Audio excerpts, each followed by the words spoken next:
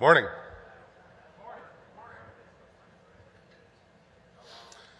I'm Dave Temkin. I'm the chair of the program committee. Welcome to San Diego. I think everyone can't really argue with the weather here this time of year. I'd like to thank the tutorial presenters from yesterday. It was fantastic. They went up against the Super Bowl, and I don't really know who the winner was there, but any of you who attended, I'm pretty sure won. So thank you. Also last night, the social from SoftLayer. Again, thank you very much. You came up after the Super Bowl, and everyone seemed to make it there and have a great night. So thanks SoftLayer. I'd like to recognize the program committee who put together what you guys are going to see here for the next 3 days. We started soliciting immediately after, or I should say during, the last meeting, and this meeting is traditionally a challenging one to put together. A lot of people go away for the holidays. It's always fun trying to get you guys great content, but I think the team did a great job. I would like to recognize our outgoing program committee chair and vice chair. So Dave Meyer, Tom Daly. Dave's here. Dave, you stand up. Thanks.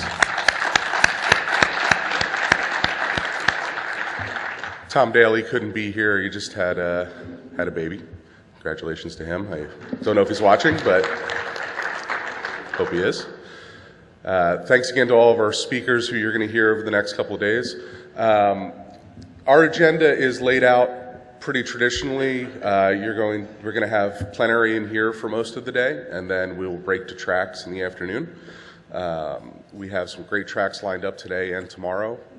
We have a keynote that I'm really excited about today. We also have the NOG Lab open. We would love for you guys to stop in. We have vendors in there demonstrating 100 gig live for those of you who haven't actually seen any of the current generation line cards and optics. It's pretty interesting stuff. Aaron is here as always to answer your questions. We would love for you to take advantage of Beer and Gear and the socials. We have socials every night. SoftLayer last night. We have got a great social lined up for tonight and tomorrow night. You can find the details and directions in the agenda and on your badges.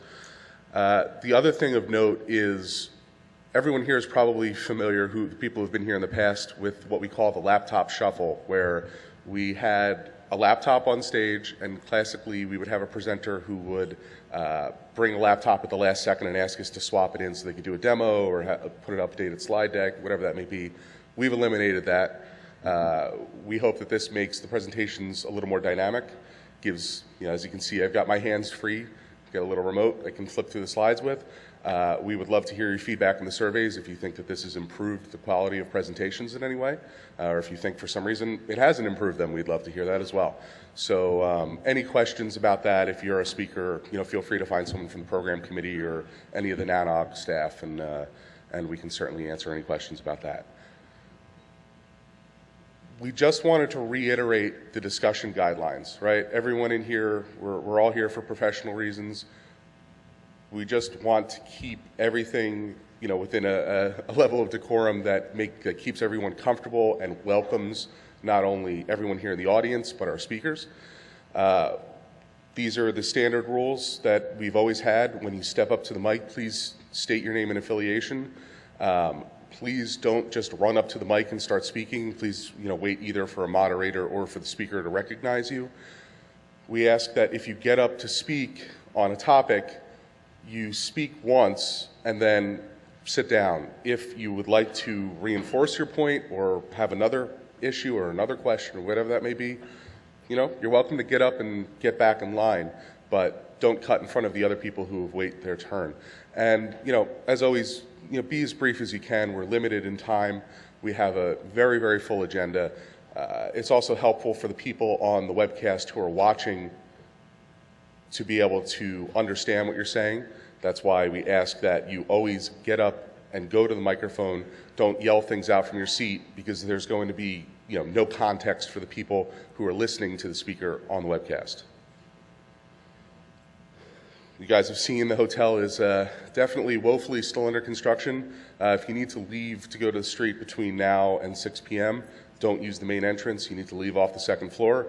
There is a grab-and-go station outside of Plaza with snacks and light food. There's a community lounge in the Sierra room. This kind of takes the place of the lobby because, as you have seen, the lobby is closed. There's also a bulletin board at registration. This is just designed as a community. Put a Post-it note up there. I need to find someone from this company, or I need advice, or whatever that may be. I want to do an informal meeting of network engineers at MSOs, whatever that may be. Feel free to post it on that bulletin board. Any questions, please send them to NANOG support. I'd like to ask Tony Capella to come up here and talk to us about how the network was implemented at the hotel here. Thanks. Thanks, Dave. I'll keep it very brief because I could talk for quite some time about networks in general. What we did here for this configuration was ask Cox to provide us essentially a kind of a collapsed A and B configuration.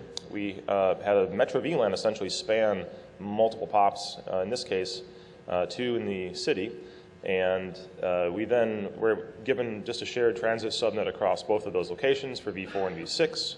The NANOG router, in this case, takes defaults from both POPs, and we do some validation with Cisco IPSLA to make sure that each of those neighbors are reachable, and then yank the neighbor down if we don't see that being the case. You'll note, if you're careful, you'll note that we're doing some layer 3 and layer 4 ECMP in the outbound direction, and the same is true for the inbound.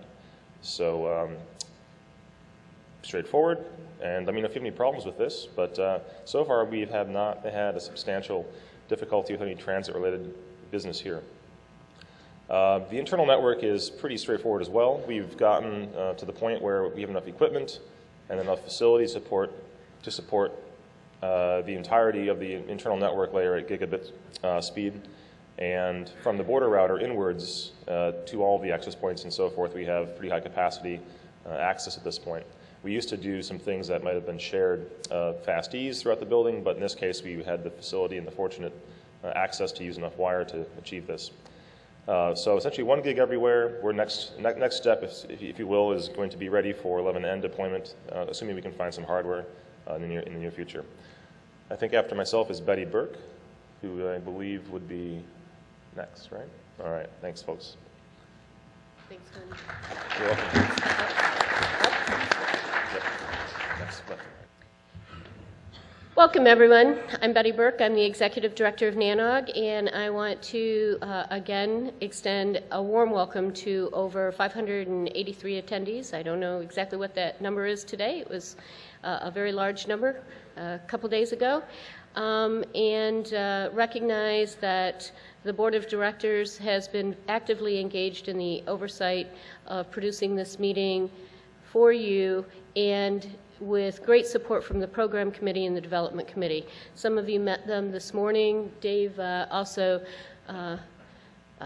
highlighted who the membership was, but as you noted in the information packet that you have, please look for the ribbon color, which identifies the various committees and the board members, and step up and tell us what you think, how we're doing, and we're here for you, so this is your meeting. One of the responsibilities that I have is the financial model of NANOG. Of course, your registration fee is a piece of that. Another huge piece of supporting this type of environment for the community, and the community broadly defined. That's our email list, that's our archive, our meeting, and just all of the things that we love about NANOG comes in large part through our sponsorship model. It helps to sustain Merit, gosh, I'm so sorry, to sustain NANOG. Oh, Freudian slip, so sorry. It's been a long day, sorry folks. To sustain NANOG. In large part, the Diamond Silver sponsors that we had step forward, this was on my mind, so when we moved away from Merit some months ago, it was really important to have an infusion of cash.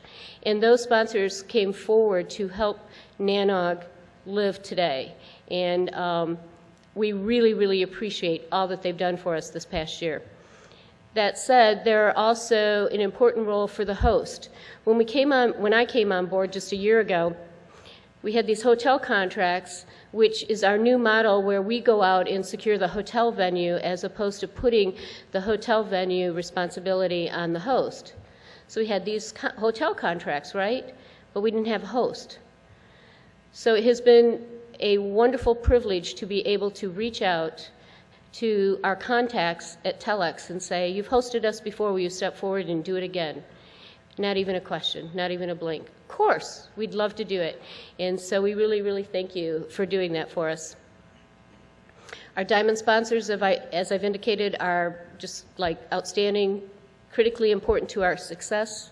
Our silver sponsorship, all of our annual partnerships. This is a way in which folks can help their marketing budgets by reserving in advance, and it helps me because we have predictability forward-reaching into what commitments we have.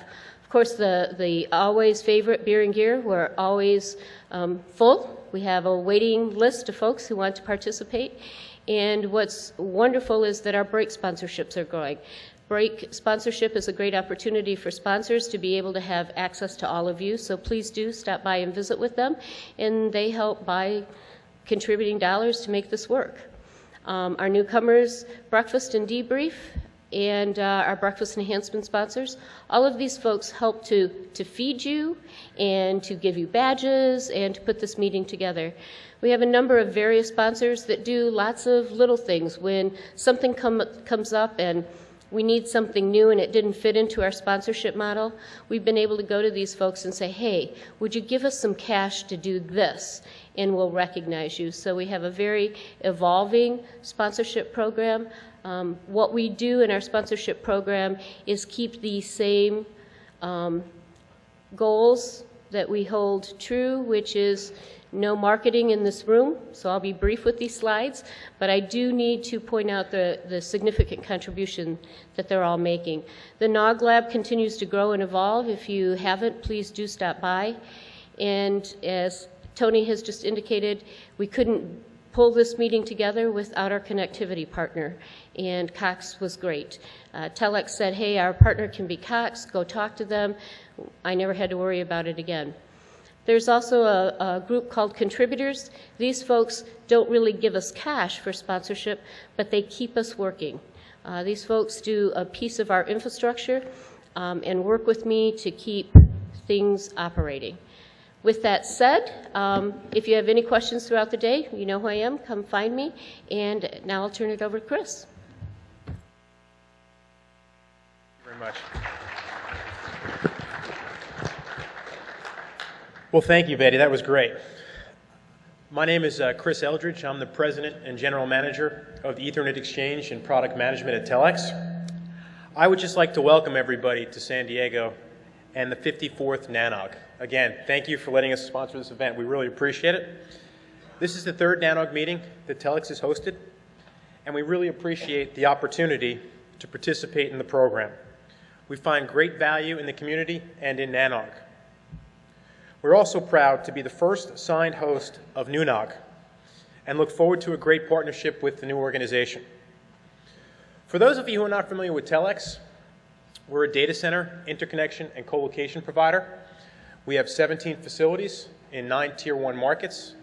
We just recently announced 2 large expansions, our first being a 33,000 square foot facility in Santa Clara, and our second, which we're really excited about, is a 215,000 square foot facility in northern New Jersey, which we are constructing from the ground up, so it's a greenfield build. We're really excited about that. Should be online by the end of Q4.